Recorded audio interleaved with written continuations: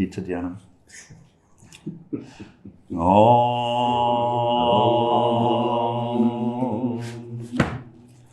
O Bhagavad Gita, by which Arjuna was illumined by Lord Krishna himself, and which was composed of 18 chapters within the Mahabharata by the ancient sage Vyasa.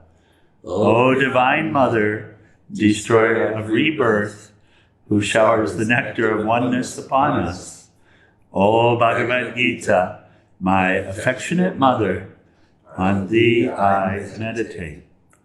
All the Upanishads are the cows. The milker is the cowherd boy, Krishna. Arjuna is the calf. People of purified intellect are the drinkers. And the milk is the supreme nectar of the Gita. My salutations to the Lord, who is the source of supreme bliss, whose grace makes the mute eloquent, and the crippled cross mountains. Hari Om Tat Sat.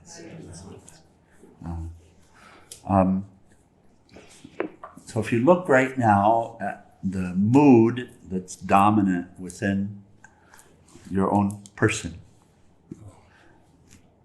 can you see which guna is predominant at this moment?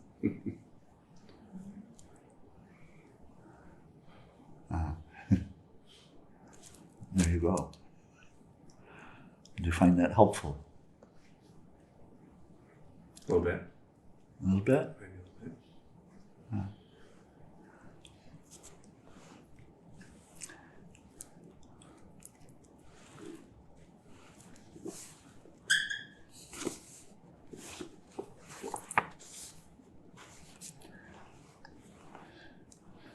So we pick up at 17. And this is a repeat we read yesterday. We'll just start here again. Wisdom arises from sattva. Out of rajas, greed arises, and from tamas comes carelessness, errors in thinking, and ignorance. Can you see that? Can you see the relationship? So when the mind is clear, then wisdom arises. Then the intuitive voice is more present, yes? And from rajas, greed arises. Can you see that? Yes, want. Right? I need, I want. Yes. And from tamas, carelessness, errors in thinking, and ignorance. Can we see that? So if you can see that, being able to see the state, the mood that's present now, should be very helpful. Especially when you understand the tools to bring the state back to sattva when the waking state is present. Or bring it to tamas at the time of sleep. So often you'll find the predominant state, for example, at the time of, towards the end of the day, when it's time for sleep, might be rajas, tossing. And they're therefore not possible to sleep.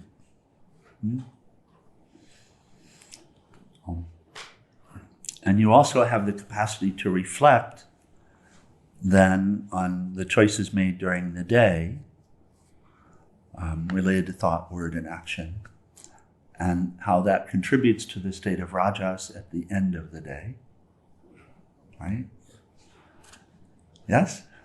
Yeah. So understanding what we're speaking through and seeing it arising in your own being gives you the capacity to actually uplift and control your life both. To have control of the balance in your life. Other than breathing and mantra, if one's sitting there and looking at one of the three states and trying to negotiate with it, looking at the spots, pinpointing the spots that are the origins. Right. And then those stem more rajas or tamas. Yeah, so the why it got there, the how it got there is not nearly as important as what's there. And then, breath and in terms of cultivating sattva, 3, satsanga. So you pick up that book that you're studying. And you bring your willpower forward and really take a few moments to contemplate, to consider, to reflect. Maybe before you do that, a little bit of pranayama for 5 minutes, like that. Which exercises would you, just any of them? No, Anuloma Viloma specifically. Morning and evening, Kapalabhati. And then during the day, at any time, Anuloma Viloma. To bring the mind back to a place of clarity, to bring the mood back to a balanced mood. And what you're doing specifically with Anuloma Viloma is you're actually balancing. It's literally a practice of balancing the pranas and therefore bringing the mind back to a state of balance, which is sattva. Back to a state of balance and clarity. So a few minutes of that. Chant your mantra 1 round. And now you'll observe, you'll see, mood is back to sattva. Yeah. Okay. And then continuing with this, he tells us what we actually know, but need to hear again and again. Those whose minds are normally sattvic are uplifted. So the one whose mind is predominantly, again, never always, but predominantly sattvic, is uplifted. So is moving up, and through this birth, evolving, developing. What does that mean? Becoming more and more in touch with wisdom, more and more present, more and more compassion, more and more ability and knowledge of what to do with the compassion, more and more ability to relate, more and more ability to share the light. And if you play that out to the time of leaving the body, you see how it goes. Right? So, because your trajectory from the end of this incarnation leads you into the light or into the next incarnation. And the next sloka fits with this, and a beautiful commentary from Swami on it. So, uplifted. Or astral, huh? It's also an option. Or is The that angels, the devas, all of these are also embodied states, so astral bodies, but and I feel like if we reflect, we see, of course there are angels. I have experience with them. Right? If they're divine experiences, then we have to say, then yes, they're angels. Sometimes you sit and chant mantra. Have you had the experience where you feel like it looks like you're the only one sitting in the satsang hall chanting mantra, but it seems like there are more with you. Yeah, so I used to, in Vietnam, I had these experiences of actually hearing the other voices. And still at that point, it's very interesting at that point. It's like I look around, did somebody join? Yeah, okay, I just don't see you. And so, indeed, higher. Those in Raja stay where they are. Right? Stay in the wheel. And emotional states and moods tend to stay the same. And those in tamas lose ground. Right? Okay. And then 19. Oh, shoot. Let's do this. Okay. And there we go. 19.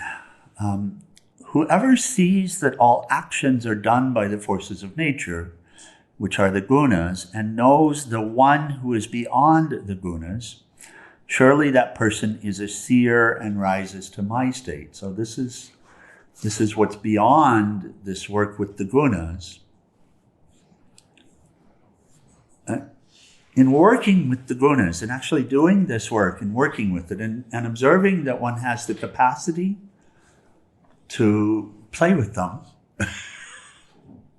to cultivate one, emphasize one and de-emphasize another,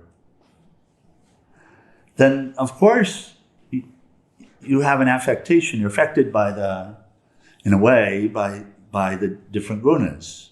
As soul, when tamas is the predominant guna, I suffer very badly because it's very dark, and from the soul's perspective, the world is very dark, right? Very separate. And from the soul's perspective in sattva, the world is very bright. Mm-hmm. And from the rajas perspective, to the soul, there's so much here to do. I can get this, I can get that. So these are mental states and moods, but in relationship, when we discover the capacity to not just observe them, but to manipulate them and change them and cultivate one, emphasize one, de-emphasize another, to do this work like a child with toys, the Legos, the kids here, they love the Legos. And I can build this and build that, and look, I can build this and then stand back and admire it.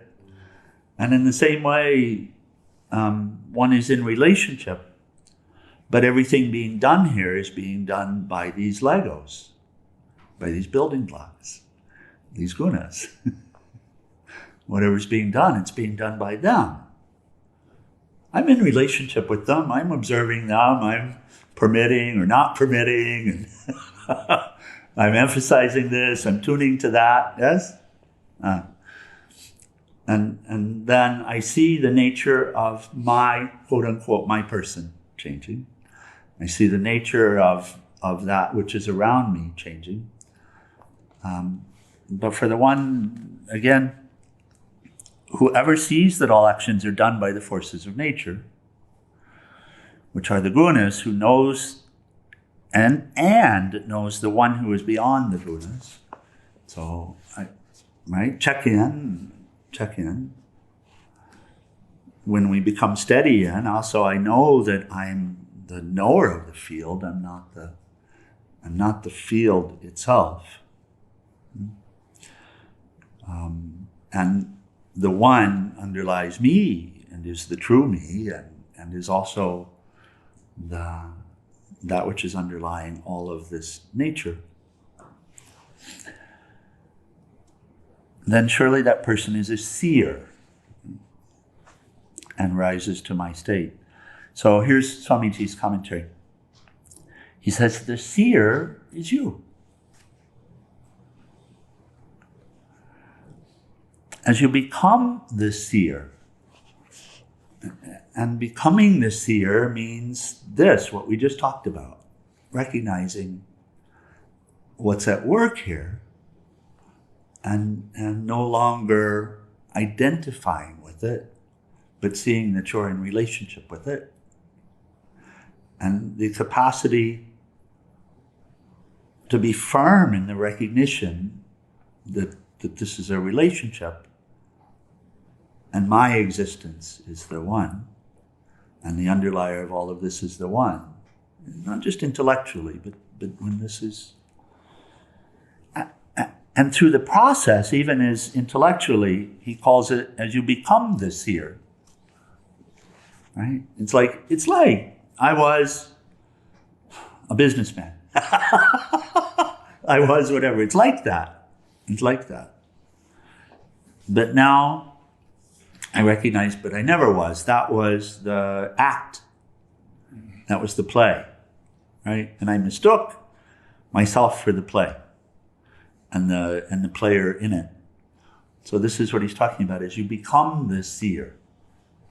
You always have been, but in this way you're becoming. all the rest becomes the seen.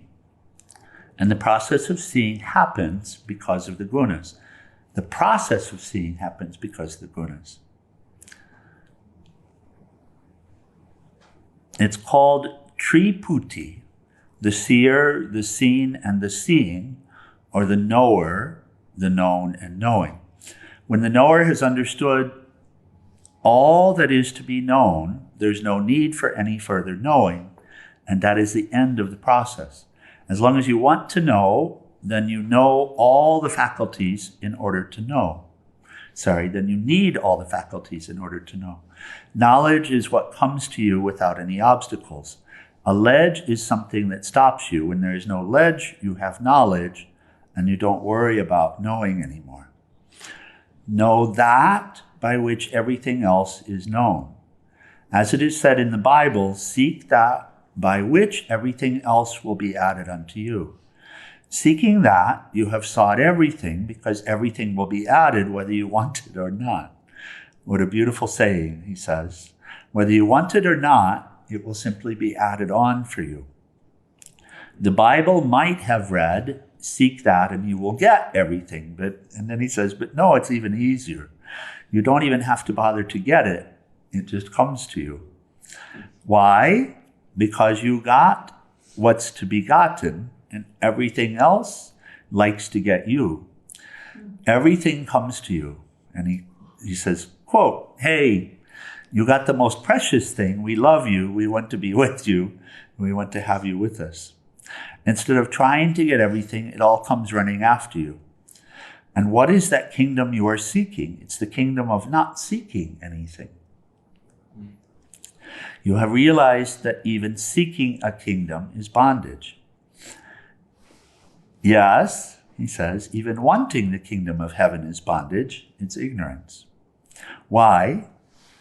Why? It's still seeking. Because you're already in the kingdom. Yeah, as he says, yeah. Oh. Because you're already in the kingdom. Right? And as there's more sattva, we can laugh about it and say, okay, now I'm seeing it. It's already in you. Where's the kingdom? It's already in you. So why seek outside for it? Just stop seeking, he says. The instant you know that it is already in you, you stop seeking, because seeking itself is a sickness. Some of the great sages have said, don't do anything, just be quiet. You have it already, just realize that. And of course, the problem we have is hearing don't do anything, then we just sleep instead. That's the way it would be understood by Thomas. Yes. Oh. And by simply knowing that you already have what you're looking for, then you have everything. He continues, this is another way of saying renounce everything. Renounce even the desire for the kingdom, and that means renounce all your desires. Become utterly desireless. Liberation is there already the moment you stop desiring anything for yourself. Then all the things that you were so proud, then all the things that were so proud, I misspoke, so I'm changing this. Then all the things that were so proud because you were chasing after them will come chasing after you. Money is very proud because it thinks, you see, without me, she can't survive. She's always running after me. Power and position are very proud because they think you are a slave running after them. Look, they say, we're tossing this fellow here and there because he's after us. But everything is radically changed when you say, I don't care anymore for you fellows. I don't need any of you. I'm happy by myself. Then they wonder, hey, what is happening to this fellow? He's not after us anymore. We'd better not leave him. Let's run to him. Everything will be added unto you. Now all things you renounced are after you. That's why the scriptures say that a true renunciate will be served by both the goddess of wisdom and the goddess of wealth, Saraswati and Lakshmi. If you're a true renunciate, they will be sitting beside you, massaging your feet. Money itself will be saying, Master, just command me. Is there anything I could do for you? And wisdom also will ask, is there anything you want answered? Perhaps you will say, yes, someone has asked me a question. You answer the question. That's the conversation with wisdom. Did we catch that? Wisdom might ask you, is there anything you want answered? And perhaps you will say, yes, someone has just asked me a question. You answer it.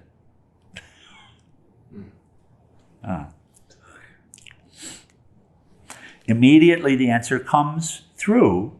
You don't have to read books to answer, because the goddess of wisdom is always there. The question itself presses the button, and immediately the answer comes. If you ever think this Swami, his last paragraph on this commentary, he says, if you ever think this Swami is giving a beautiful explanation of the shloka, you should know it is not the Swami who is giving. It is Saraswati who is serving the Swami. All you have to do for that is to say, I don't want anything anymore. So what he shares is practical. It's funny. If you ask me about, we were having a conversation yesterday, and we're still at the point where it seems like I poke you on everything.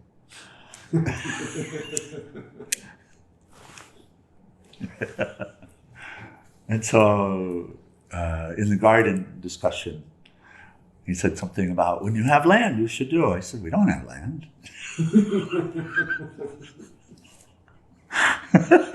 It's not my land. It's not our land. It's God's land. But it has still come to us, hasn't it? And isn't it an amazing piece of property that has a garden ready to go? Yeah. Huh?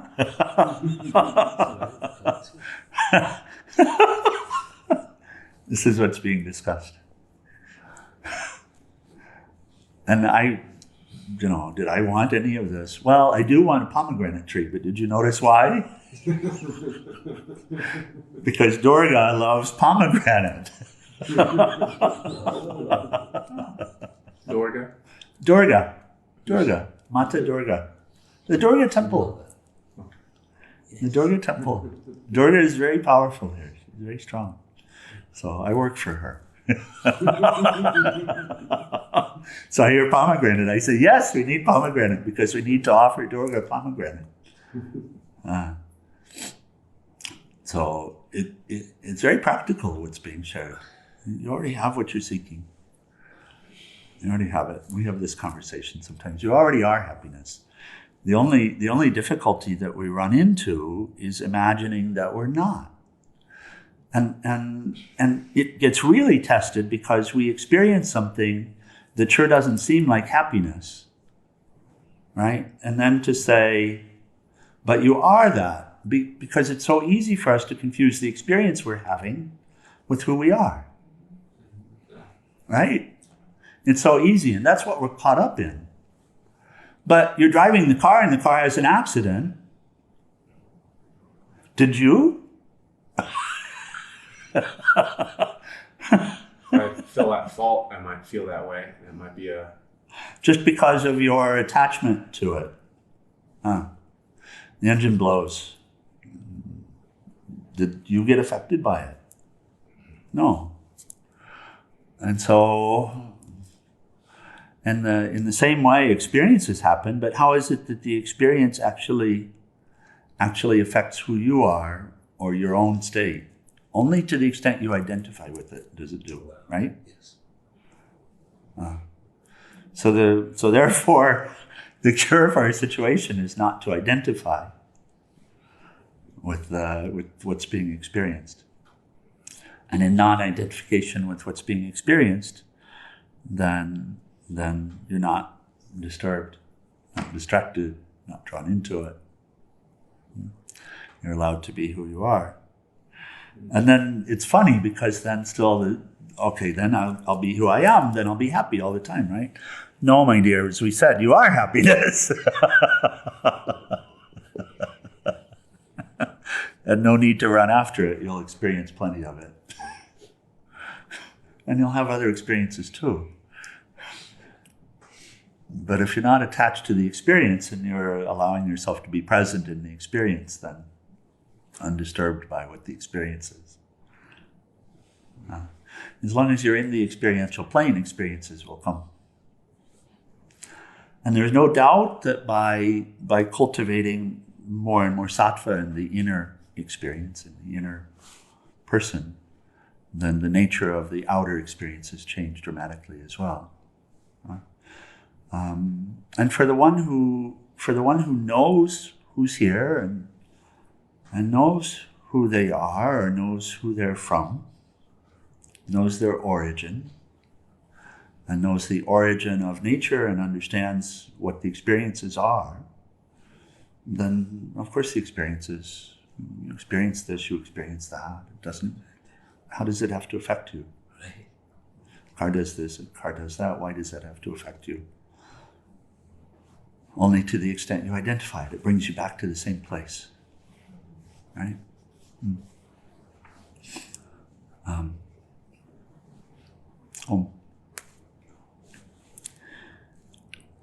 And seeing becomes undisturbed. The seeing becomes undisturbed. In the same way that you see that the car had an accident, the seeing becomes undisturbed. Okay, the body's falling apart. It's in dissolution now. What to do? Do I get upset? I just do the same thing I've always done. Dear Lord, I think of you. Dear Lord, I offer it all to you. Dear Lord, I laugh with you.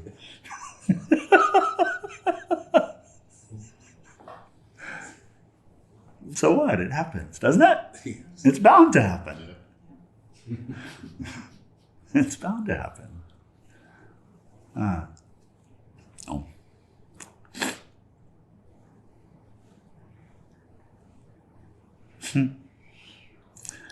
Comments or questions?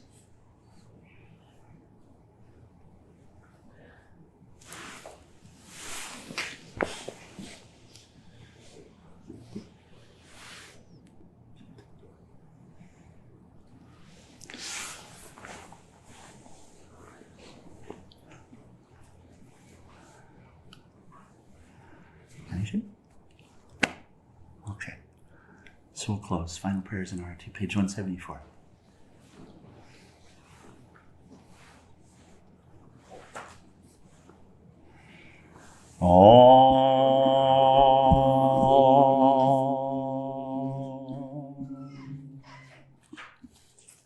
Om Trayambakam Yajamahe Sugandhim Pushtivardhanam Orvai Rukundavandanan Mritor Mukshiyamamritat Om Trayambakam Yajamahe Sugandhim Pushtivardhanam Orvai Rukundavandanan Mritor Mukshiyamamritat Om Trayambakam Yajamahe Sugandhim Pushtivardhanam Orvai Rukuneva Bandhanan Mritor Mukshiyamamritat Om Sarvesham Swastir Bhavatu Sarvesham Shantir Bhavatu Sarvesham Purnam Bhavatu Sarvesham Mangalam Bhavatu Sarve Bhavantu Sukhinaha Sarve Shantu Niramaya Sarve Bhadrani Pashyantu Makashi Dukhabhave Asato Ma Satkamaya Tamaso Ma Jyotirgamaya Mritor Ma Mritam Gamaya Om Purnamida Purnamidam Purnamudashyate Purnasya Purnamadaya Purnameva Vasishate Om Shanti Shanti Shanti. Adorable Lord of mercy and love, salutations and prostrations unto Thee. Thou art omnipresent, omnipotent and omniscient. Thou art Satchidananda. Thou art existence, knowledge, and bliss absolute. Thou art the indweller of all beings. Grant us an understanding heart, equal vision, balanced mind, faith, devotion, and wisdom. Grant us inner spiritual strength to resist temptation and to control the mind. Free us from egoism, lust, anger, greed, hatred, and jealousy. Fill our hearts with divine virtues. Let us behold Thee in all these names and forms. Let us serve Thee in all these names and forms. Let us ever remember Thee. Let us ever sing Thy glories. Let Thy name be ever on our lips. Let us abide in Thee forever and ever. On below Sakura Shivananda Maharaj Ki, and for all the saints and sages of all the traditions. And stand for our